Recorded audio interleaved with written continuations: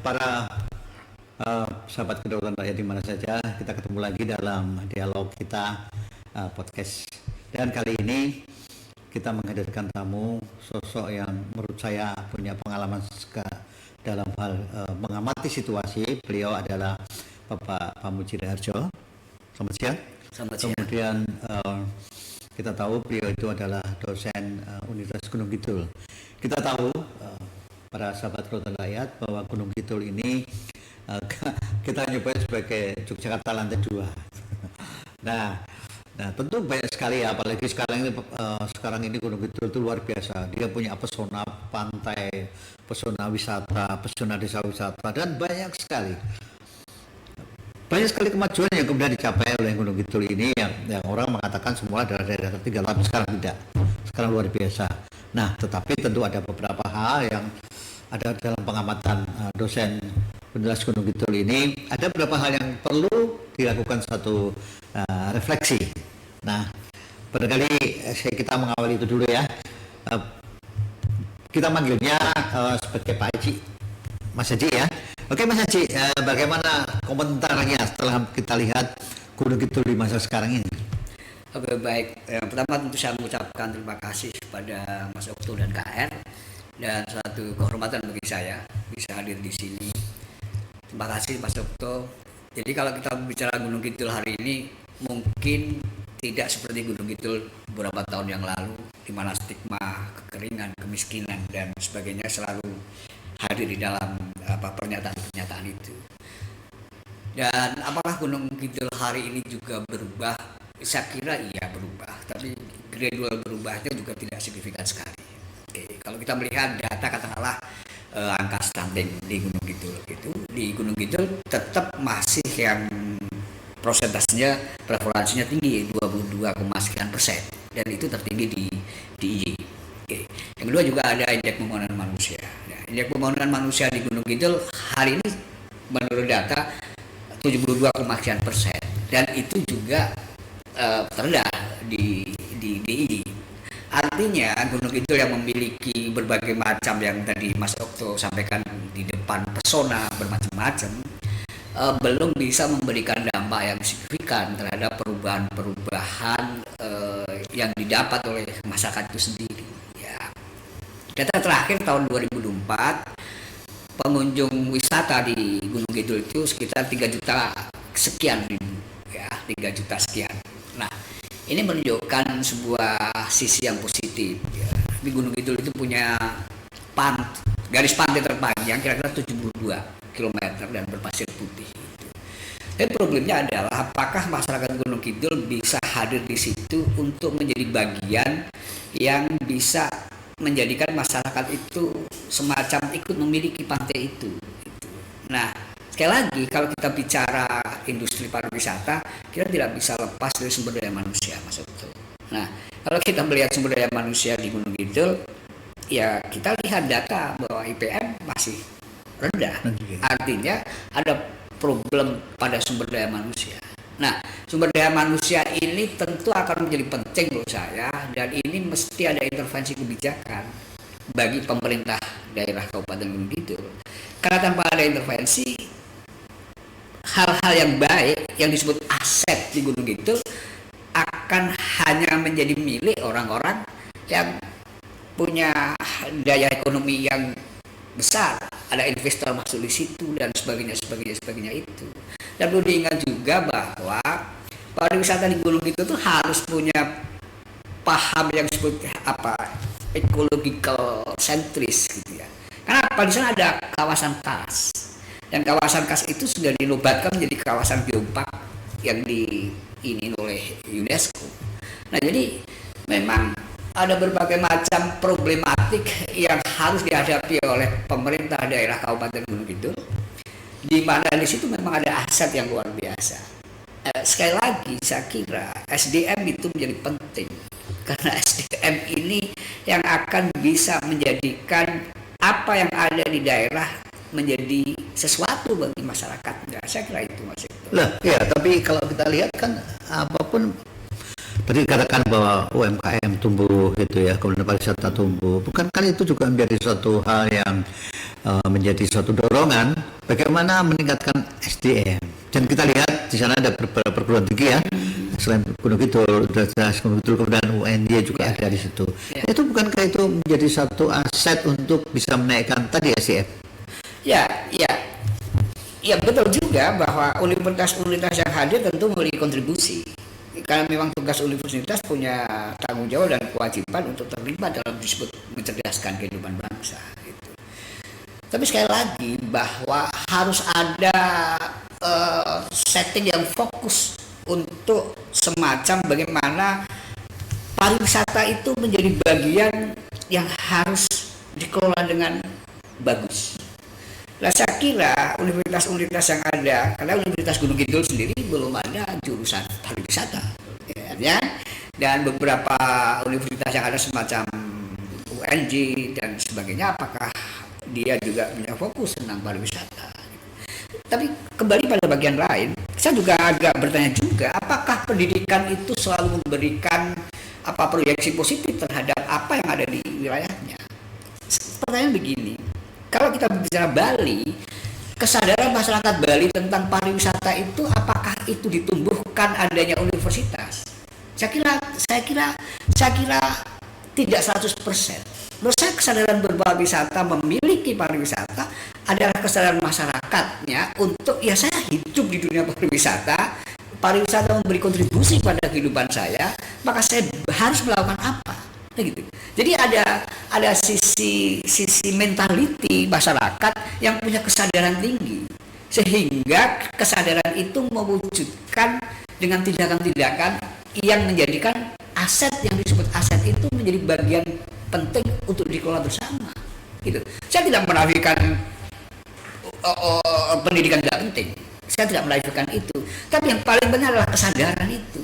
Ya, saya pernah di Bali suatu ketika gitu naik angkutan gitu, saya duduk dan tiba-tiba angkutan itu berhenti, terus ada pengunjung dari luar disebut turis gitu. Apa yang dilakukan masyarakat Bali? Masyarakat Bali adalah berdiri dan mempersilahkan turis itu. Artinya masyarakat Bali punya kesadaran betul bahwa ini yang menghidupi saya gitu loh. Nah, apakah itu terjadi di masyarakat Gunung Kidul atau apakah itu terjadi di masyarakat Yogyakarta katakanlah begitu?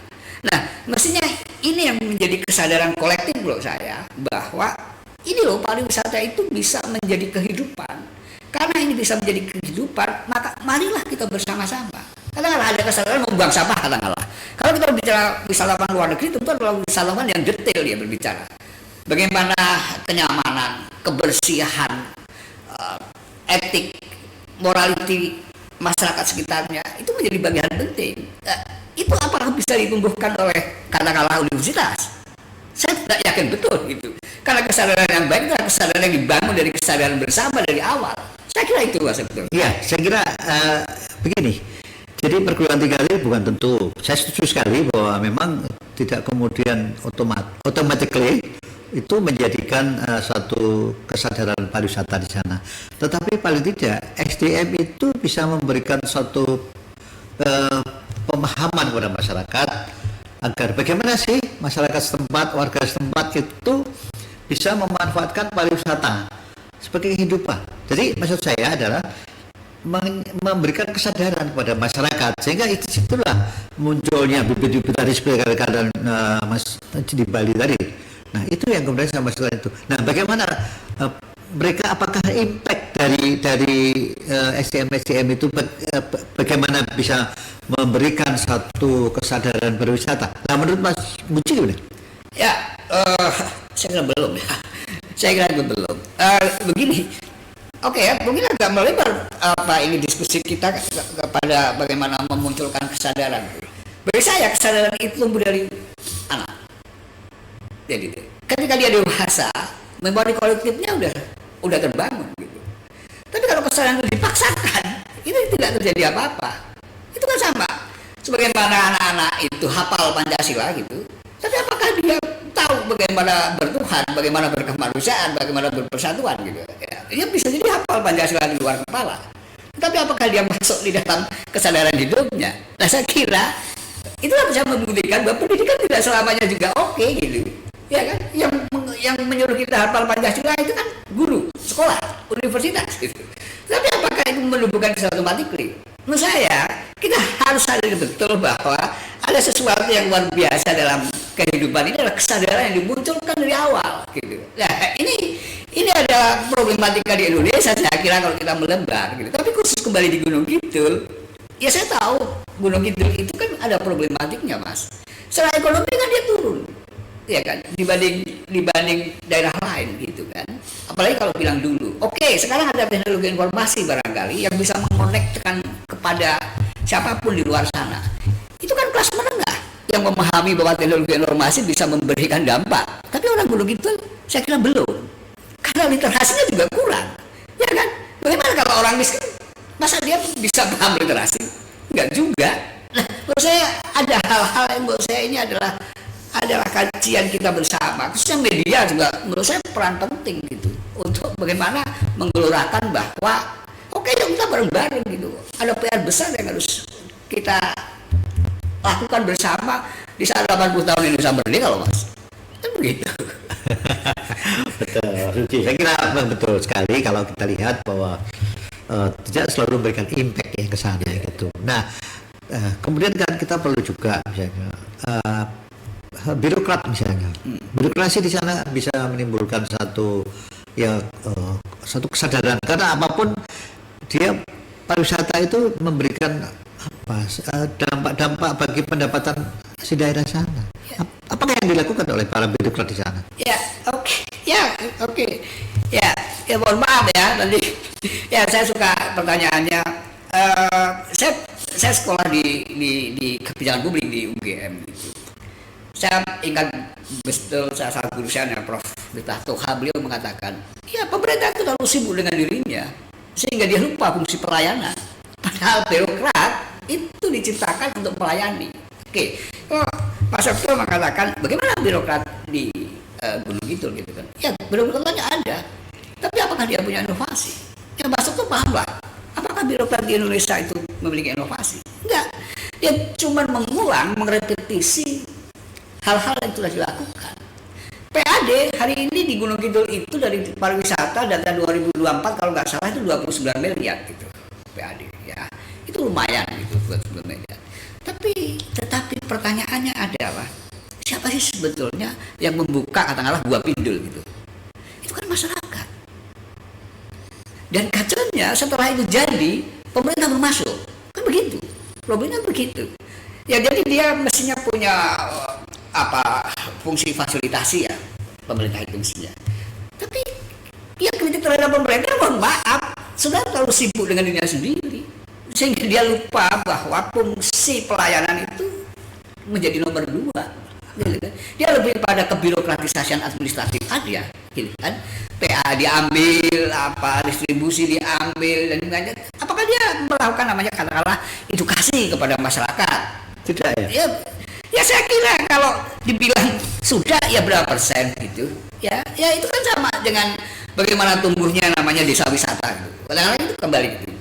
Di Gunung Kidul itu ada 144 disebut kelurahan, 18 kecamatan gitu. Dan karena suatu hal, desa-desa itu harus membangun namanya desa wisata untuk yang disebut dari desa budaya. Kan begitu tuh. Nah, ketika dia disebut desa budaya, desa mandiri budaya, maka dia akan dapat dana dari dana AS. Pertanyaannya apa? Apakah kelurahan yang memiliki desa wisata itu melakukan analisis bahwa ini pantas nih dibuat desa wisata? Tidak. Dia lebih untuk membatalkan administratif. Ketika dia akan mendapatkan disebut desa mandiri budaya, dia harus membuat desa budaya, desa wisata. Jadi desa wisata dibuat untuk memenuhi syarat, bukan untuk menganalisis sebaiknya ini pakai desa wisata atau enggak. Mas Okto saya kira paham betul tuh itu. Saya kira berkali-kali Mas Okto kan menjadi bagian dari desa wisata ya. Iya. Jadi kemudian dari itu saya kemudian menjadi miris gitu. Ketika pemerintah apalagi sekarang menerapkan ASN mulai bisa bekerja di anywhere, Yes, yes. work from anywhere. Yes. Gitu. Jadi dimanapun bisa. Lalu pelayanan publik yang kemudian saya tanyakan, apakah ini akan berdampak pada kesana? Karena ketika kemudian mereka mengatakan, aku bisa kerja di mana aja, lalu publik mau dikemanain? Ketika kemudian nah, mudah-mudahan guru itu tidak ya. Ya, harapan kita semua sebagai masyarakat tentu tidak, karena memang ya kita harus meliterasi, mengedukasi masyarakat bahwa kita yang membayar ASN itu dari pajak yang kita sampaikan kepada pemerintah yang dikolek oleh Departemen Perpajakan. Maka kalau kesadaran kritis itu kita muncul, maka kita bisa menyapa birokrat itu. Kalian jangan enak-enaknya aja dong, gitu kan. Kan sering-sering kan begitu, dia datang ketika peresmian apa, gitu kan. Dia melakukan apa ketika peresmian apa, dia foto paling depan ketika peresmian apa. Pertanyaannya, dia bekerja sekeras masyarakat di sekitar. Saya kira saya tidak mengatakan tidak bekerja, tetapi saya yakin yang bekerja adalah masyarakat di sekitar situ, sehingga dia punya inovasi, punya nalar kritis. Oh, ini bisa jadikan desa wisata, khusus Pindul itu, atau khusus Kelanggeran gitu katakanlah. Kalau Kelanggeran itu ada ratusan tahun yang lalu. Pertanyaannya berapa 20 tahun kemudian itu ada gitu kan. Pantai Gunung Kidul itu adanya jutaan tahun yang lalu, pasir putihnya. Tapi hari ini kenapa baru itu menjadi booming gitu? Sedangkan Bali juga sudah terjadi. Kan sama-sama pasir putihnya, kenapa itu tidak terjadi di kita gitu kan? Nah, ini yang menunjukkan saya tidak mencabut pernyataan saya. Ya tolonglah birokrat untuk bekerja dengan sesuai hal yang harus bisa mendampingi masyarakat, sehingga keberadaan birokrat adalah mendampingi. Saya kira itu, Mas. Ya, selain itu memang kalau kita lihat tumbuhnya desa wisata itu kan justru betul tadi dikatakan justru dari desa sendiri, dari masyarakat sendiri yang kemudian setelah tahu bahwa oh ini menarik nih bisa dijadikan wisata. Cuman kemudian ketika kemudian tumbuh di mana-mana nggak ada bimbingan, maka kalau kita lihat desa wisata itu tumbuh begitu saja, dan itu akan membuat pariwisata menjadi justru akan menjadi kelam karena sekali datang kemudian oh kok cuma kayak gitu. Nah, bagaimana Gunung Kidul ini? Sama. Di 144 desa kalau masuk ke daerah, kalau ditanya apakah punya desa wisata? Punya. Kenapa? Karena desa wisata syarat untuk menjadi desa mandiri budaya. Iya, betul. Dan dapat dana kan dari situ. Jadi kan kebutuhan administratif aja. Tidak memakai namanya analisis. Gitu kan? Jadi ini bagaimana? Menurut saya desa wisata hadir itu harus ada analisisnya. Karena apa? Karena pembentukan desa wisata kan memakai uang. Dana siapa itu? Dana desa. Kalau dana desa dikeluarkan tiba-tiba tidak memberikan dampak yang signifikan terhadap masyarakat, bagaimana? Begitu. Kan kegagalan kebijakan yang disebut desa wisata adalah menurut saya latah menurut saya. Karena di sana terminalnya adalah kalau kamu mau disebut desa mandiri budaya dan mendapatkan dana dari keistimewaan, maka kamu harus membuat desa wisata. Kan begitu. Maka kalau kita ke desa, tiba-tiba ada pinggir kali itu dikasih apa disebut desa wisata. Ya kan? Terus dikasih apa desa wisata. Bayangkan 144 itu kalau desa wisata pengunjungnya yang mana? Di mana begitu loh. Sopo pengunjungnya gitu loh. Ya kita kan bisa ada cost benefit analisis mestinya di situ. Berapa yang harus dikeluarkan, saya mendapatkan apa. Saya kira itu. Dan menurut saya di DI-nya kayaknya gagal desa wisata. Menurut saya yang menjadi desa wisata benar-benar desa wisata yang memenuhi kriteria desa wisata hanya beberapa. Tapi yang benar-benar disebut desa wisata sedikit, tapi yang menyebut desa wisata dirinya itu banyak. Saya kira itu. Saya nggak tahu kalau menurut Mas Okto apakah seperti itu. Iya, betul. Memang kalau kita keliling, kebetulan saya pernah keliling ke sana, memang banyak yang tumbuh karena satu ikut-ikutan. Kedua, kemudian ketika ikut-ikutan tadi, kedua kemudian tanpa melihat potensi. Nah, itu yang kemudian terjadi, mereka asal tumbuh saja, sehingga tadi begitu datang wisatawan udah selesai, nggak akan kembali lagi. Padahal kembali lagi itulah yang kemudian dihitung sebagai satu hal yang menarik bagi wisata. Oke, Mas. Sekarang pertanyaan berikutnya. Kalau kita lihat ya, di berbagai tempat di Gunung Kidul tumbuh banyak sekali hotel. Oke. Kemudian kayak HH dan seterusnya itu ya. Kemudian kayak yang banyak tempat-tempat yang di atas itu tumbuh. Nah, sesuatu yang berdampak pada masyarakat. Karena kalau kita lihat kan pengunjungnya luar biasa. Ya. Saya pernah ke salah satu tempat di sana, Ya. sampai waktu Lebaran itu sampai nggak jadi karena saking penuhnya. Ya. Nah ini bagaimana dampak Mas Aji sebagai warga yang mengamati Ya. Gunung Kidul itu, mengamati apakah itu memang betul-betul bisa masuk ke masyarakat atau sekedar ya ramainya pada saat itu? Ya, oke. Saya tidak atau belum melakukan survei yang mendalam tentang bagaimana dampak tumbuhnya investasi sektor pariwisata kepada masyarakat gitu. Tapi kalau saya tanya kepada mahasiswa saya mengatakan berapa orang yang bekerja di tempat-tempat wisata yang dibangun di sektor itu gitu. Jadi apa gitu. Kebanyakan dia lebih pada jadi tukang parkirnya, ya kan. Dia tidak masuk dalam pekerjaan-pekerjaan yang mempunyai tingkat keamanan ke depan yang lebih bagus gitu kan. Oke, saya setuju juga ada investasi di situ gitu. Tapi mestinya ini mestinya ada intervensi dari kebijakan. Oke, silahkan saudara membuat hotel di situ, tetapi tolong sekian persen pegawai itu harus masyarakat lokal. Mestinya begitu. Kalau itu terjadi, itu namanya pemerintah berpihak pada kebutuhan masyarakat. Tapi apakah itu terjadi? Saya kira belum. Kan banyak pengangguran juga di Gunung Kidul, ya kan? Pengangguran berapa sekarang di sana? Saya nggak bisa menghitung itu. Tapi kalau melihat indeks pembangunan manusia yang sangat rendah, tentu dia tidak bisa masuk pada sektor-sektor yang sangat bagus dalam konteks dunia kerja. Kan begitu. Ya dia lebih pada keluar kota untuk kerja-kerja yang nggak aman. Ya jangka pendek aja, bangunan dan sebagainya. Saya secara hormat saya tidak mengatakan pekerjaan-pekerjaan itu tidak berguna, tetapi pekerjaan-pekerjaan itu tidak punya tingkat keamanan dan kenyamanan bagi dirinya sehingga dia bisa sustain ke depan. Saya kira itu, Mas. Jadi apakah desa wisata tadi atau objek-objek wisata di sana, destinasi wisata di sana bisa mengurangi angka pengangguran? Pastinya bisa. Kalau di Ngelanggeran itu menunjukkan ya, kalau di Ngelanggeran itu bagus, bagi saya Ngelanggeran bagus karena tingkat partisipasi masyarakat tinggi. Dan Ngelanggeran itu saya kebetulan beberapa waktu yang lalu bertemu dengan salah satu pengelolanya, dia menstop adanya investor. Artinya kan bagus tuh, ada kesadaran. Dia tidak mau ada investor, mau kata dia mau dibangun hotel nggak boleh dan sebagainya. Ngelanggeran tetap dia sebagai gunung api purba yang dia punya nilai ekonomi yang luar biasa, jualannya itu sudah oke. Ngapain harus punya hotel? Kalau bikin mau orang nginep di rumah-rumah penduduk, semua pegawai itu adalah masyarakat situ. Itu salah satu contoh bagus di Ngelanggeran saya kira. Dan kalau pertanyaan apakah itu akan mengurangi angka pengangguran? Untuk kasus di Ngelanggeran saya kira iya. Tetapi di Gunung Kidul seluruhnya? Nah itu menurut saya itu belum. Karena sekali lagi Mas Okto, kalau kita bicara investasi, tentu dia berbicara bagaimana keuntungan itu yang terdapat sebesar-besarnya. Kan begitu. Ya, tidak ada partisipasi masyarakat untuk terlibat.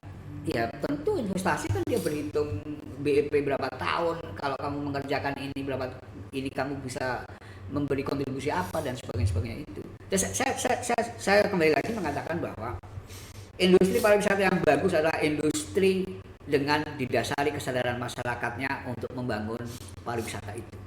Itu terjadi di Ngelanggeran, contoh di Gunung Kidul. Kalau di Bali saya kira Panglipuran. Itu kan kesadaran yang dibangun oleh dinas sendiri. Di DIY mungkin di Jogja itu ada kota gede mungkin saya punya potensi untuk itu. Gitu. Nah di Gunung Kidul saya kira ya pariwisata harus melibatkan masyarakat dan partisipasi masyarakat itu menjadi penting karena pemilik sesungguhnya aset itu adalah masyarakat setempat. Saya kira itu Mas. Iya. Kalau gitu memang luar biasa ya. Sebenarnya kemajuan di Gunung Kidul itu kita berharap ada sesuatu yang kemudian tumbuh menjadi yang semakin besar gitu ya, semakin besar kaitannya dengan bagaimana mengatasi pengangguran yang sekarang ini makin marak ya. Pengangguran kan sekarang ini makin banyak ya. Gitu. Nah Gunung Kidul sebagai tempat yang diharapkan bisa mengurangi itu. Meskipun kalau saya melihat ketimbang cerita-cerita Gunung Kidul tempo dulu yang dulu ya, itu memang lebih maju ya, artinya dulu kan identik dengan kota yang kekeringan, desa yang selalu ya, miskin, desa yang selalu repot ketika kemudian musim kemarau. ya. Nah itu, tetapi apakah itu masih gitu? Nah, saya melihat juga ketika saya lihat sendiri ya, bagaimana ketika musim-musim kemarau itu banyak orang kemudian menjual sapi untuk menghidupi sapi, menjual kambing untuk menghidupi kambing. Apakah itu masih ada sekarang? Masih sekali. Sekarang Mas Okto bayangkan 145 desa dengan kontur geografis sangat pegunungan, khas gitu, kekeringan dan sebagainya.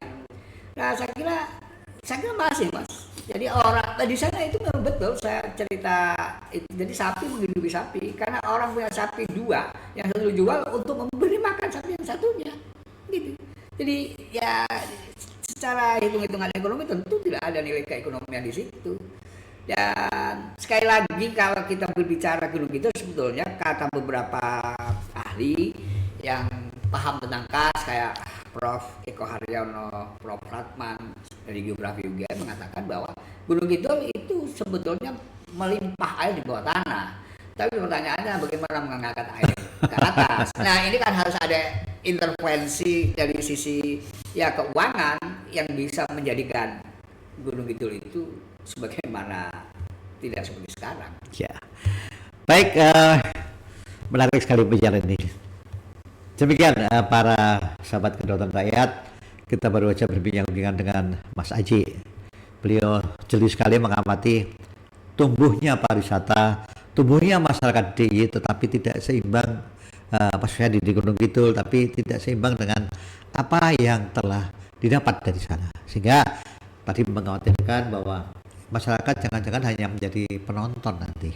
Karena itu tentu kita butuhkan sesuatu yang bisa menopang itu gitu. Nah, ini sebagai usulan terakhir. Usulan, Mas. Apa aja yang diperlukan untuk mengangkat itu? Oke, masih. Pertama, pemerintah harus membuat intervensi kebijakan sehingga Di antaranya apa? di antaranya katakanlah kalau ada transportasi, katakanlah begini, ada wisatawan dari bawah, dari Jogja, dia harus dilewatkan ke sentra-sentra industri di mana bis itu harus berhenti dan membeli di situ. Kenyataan hari ini adalah Gunung Kidul ada menerima sampah dari bawah karena orang belanja di bawah, di atas, ke bawah ke atas. Yang kedua, harus ada katakanlah semacam ruang-ruang untuk memberi ruang kepada industri kreatif di Gunung Kidul. Sekali lagi intervensi kebijakan. Paksa siapapun yang datang ke Gunung Kidul lewat jalur itu dan berhenti. Kayak Bali sebenarnya seperti itu. Kalau kita berwisata kita harus ke sana, ke sana, ke sana, ke sana dan kita membelanjakan itu.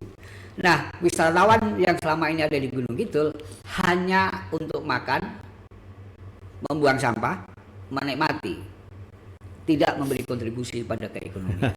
Saya kira itu. Betul ya, kalau kita lihat bahwa itu perhitungan dari Bank Indonesia DIY bahwa banyak wisatawan masuk Jogja tetapi tidak banyak memberikan kontribusi. Mereka sudah membawa makanan dari luar, mereka membawa makanan dari rumah, di sana tinggal buang sampahnya dan seterusnya. Demikian para sahabat-sahabat kedaulatan rakyat, terima kasih atas perhatiannya dan sampai jumpa lagi.